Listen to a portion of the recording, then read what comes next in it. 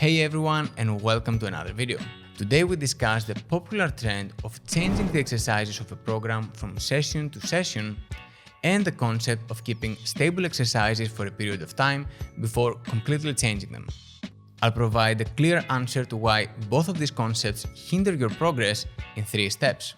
First, explain why these practices are so common, then present what is considered an effective training process that creates results, and then show you the 8 ways by which changing exercises disrupts this process. Finally, we're going to see the practice that the most effective programs and elite athletes follow, and also special situations that changing exercises actually make sense. And although in this video I will discuss strength, the same rules apply to flexibility, endurance, and speed training. So let's start with the practice of changing exercises from session to session. This practice is not based on some type of training principle, but mostly on making workouts more fun and exciting. And of course, it is very common in the fitness industry because what is fun is good for business. I recall that the basic request of a gym owner I used to work for back in the days was to constantly change the exercises of the programs to keep them new and exciting, no matter the training level or goals of the clients. I couldn't comply with this idea. However, the clients that were involved in such programs were thrilled about them, even admiring coaches for their creativity. The results, however, were disappointing compared to what they could achieve with the same time and effort. Every time I asked the gym owner what about their goals and results, the answer was always the same. Don't worry about it, just keep them happy. We all try to balance having fun and getting results in the gym. However, some actions towards the fun side can severely damage the effectiveness of your workouts, and not seeing results is not fun. And of course, I'm not talking about beginner gains that you could get with any training program. Instead, I'm talking about a continuous development that will let you achieve elevated goals and establish the conditions to maintain them. This can only be achieved through a training process that is based on fundamental training principles. Let's see how frequently changing exercises disrupt this process by first having a look on what this process looks like. To get results, you need to first train with the adequate training stimulus, meaning you need to train hard enough to pass a certain threshold in order for your body to create adaptations. This is a fundamental training principle. This stimulus is composed of volume, intensity, and frequency, which are the training variables regarding how heavy you lift, how many sets and reps you do, and so on. If these don't meet the level needed for muscle adaptations to get triggered, you're just moving, you're not making progress. So while 3 sets of 10 back squats with 20 kilos might not be enough to reach that threshold, 4 sets of 10 back squats with 40 kilos might be an adequate stimulus for your level that will trigger noticeable adaptations. And here comes the second very important principle. After gradually approaching that point and training for a while on that level, your body adapts and this threshold is moved higher. To match these new demands, you need to progress to higher levels, meaning harder workouts. This process is called progressive overload. Together with the principle of the effective training stimulus, they are 2 of the most vital aspects of every training program. So how is this process disrupted by exercise changes? To do all this effectively, you need to be able to track your training variables and do it on exercises you execute with great form. And changing exercises messes up both of these factors in at least 8 different ways. So let's see them. The first one goes hand in hand with the second and is 1. Slowing down your learning process on each exercise, which results in 2. Reducing your effectiveness in every exercise. The exercises of your program are the vehicles through which you apply the training stimulus to your body. However, you don't just get the benefit of an exercise just because you do it. To get the most out of your exercises, you need to master your form on them, and this takes time. And I'm not talking about executing the exercises without mistakes that could injure you, because this is something that you can do from day 1 with proper guidance. I'm talking about developing a clear understanding of how this exercise works, having a good muscle-mind connection with the targeted muscles, and being able to target your efforts in the right direction optimizing every component of the exercise. This takes time. You might be thinking that this slowdown in your learning process is not that significant. However, if you look at the size of the differences, it turns out it is. To give an example, if you squat twice a week, you'll practice this movement around 108 times per year, which is a good learning pace that will build up your ability to squat over years of training. However, if you only squat once every 6 leg days, so 1.5 times per month, you'll practice the same number of times with the first example in 6 years. And this doesn't even factor in the fact that you'll be forgetting most of what you improved from one session to the other. The third way by which constantly changing exercises ruins your progress is by hindering one of the basic mechanisms of strength development. Strength development is based on hypertrophy, neurological adaptations, and skill acquisition.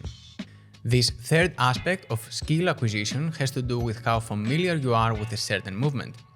In simple words, this means that simply practicing an exercise increases your strength by improving your ability to perform that exercise. This has nothing to do with the weight you lift or strength development. It's all about practice. So, consistently practicing an exercise will make you stronger through skill acquisition, but if you keep shifting exercises, you miss a big part of this. Number 4, slowing down your learning process will also slow down your strength development.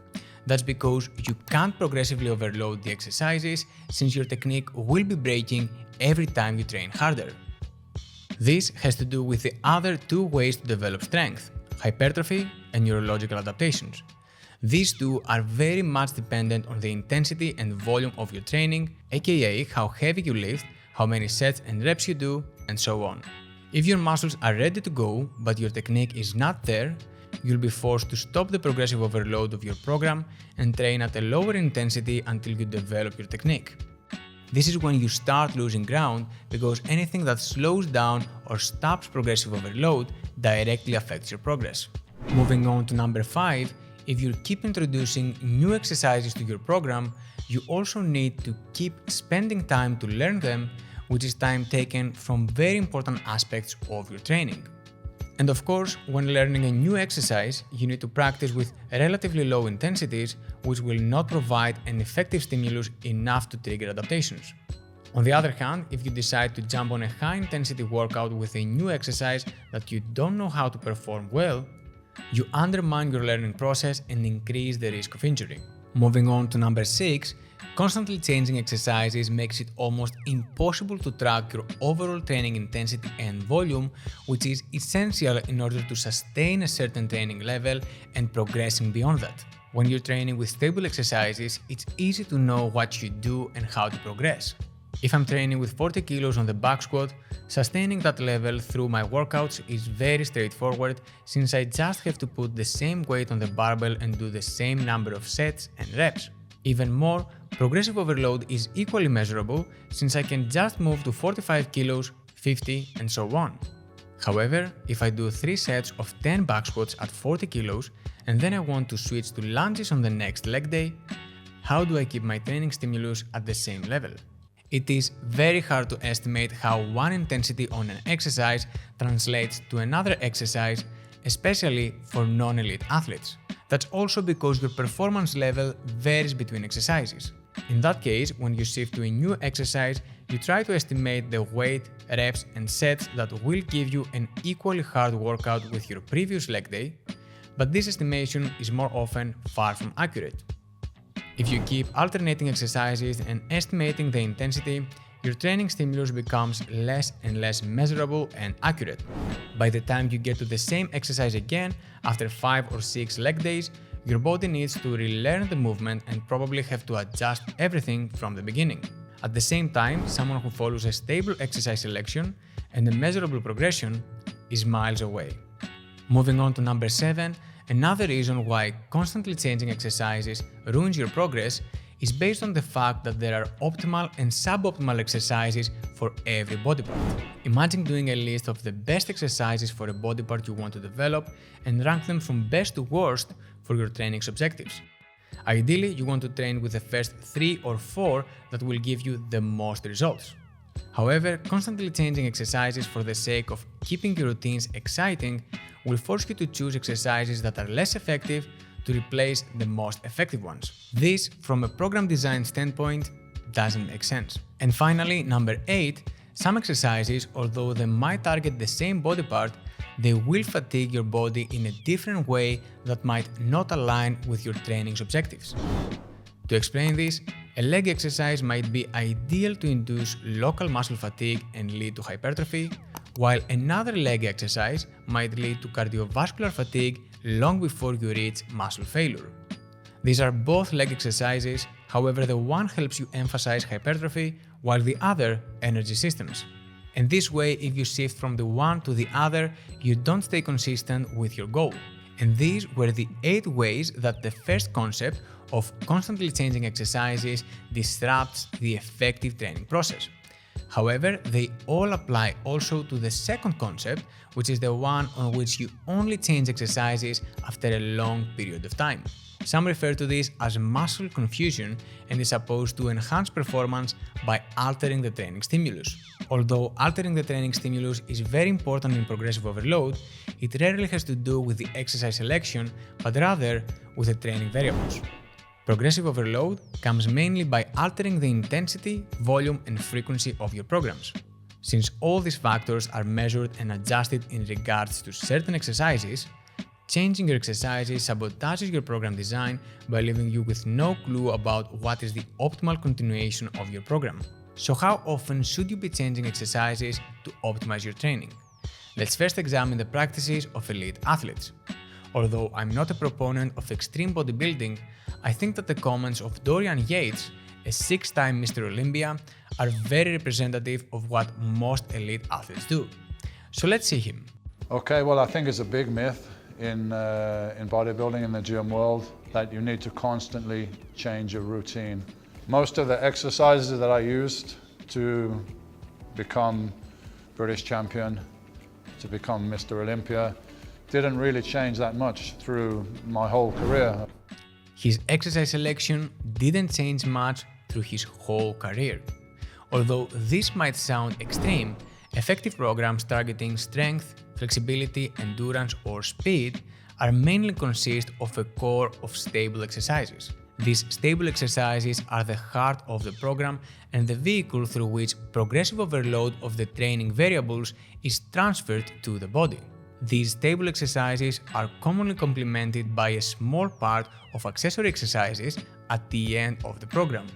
These accessory exercises might shift from time to time depending on the objectives of the program. However, they are pulled from a limited pool of exercises that are related to the program's goals and should change only based on needs arising in connection with the program's objectives. This is pretty much the same in all sports in regards to developing strength, flexibility, endurance, or speed. However, there are some occasions that changing exercises makes sense. These have to do with coordination and skill learning, which are critical components in many sports and activities. When developing coordination, a variety of exercises should be used to provide a comprehensive and constantly changing stimulus. However, this should be included in a separate routine distinct from the main training. For example, a gymnast athlete who needs to develop some serious skills will probably have the same strength exercises for years. However, their skill training is done at a separate time and is composed of many different exercises that change over the years based on the movement they need to focus on. I'm a big fan of skill training and improving coordination. To me, it's one of the most fascinating components of the human body. However, to optimize your main training on strength, endurance, flexibility, or speed, you should choose a handful of exercises and focus on them. Progressively overload these exercises and introduce new ones at the accessory part of your program only if you need it. This will dramatically improve your results over time. I really hope you found this video helpful. If you're interested in new evidence-based techniques to improve your strength or hypertrophy, you can watch this next video. Thanks for watching, and I'll see you all next time.